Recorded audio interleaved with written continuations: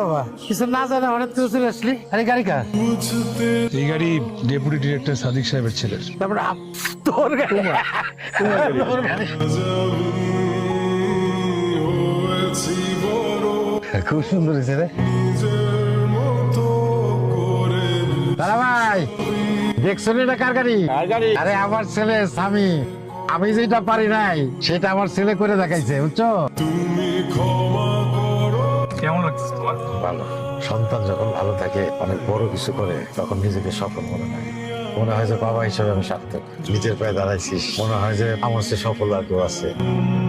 আমি কখনো আমার বাবাকে জড়িয়ে ধরে চুমু খাইনি, আমার অনুভূতিগুলো প্রকাশ করিনি। আমি কখনো তাদের বলিনি আমি তাদের কতটা ভালোবাসি, গোপনে তাদের জন্য কতটা দোয়া করি। আমার একটাই চাওয়া, আমি যেন পূরণ করতে পারি তাদের সকল ইচ্ছে ও সকল পাওয়া।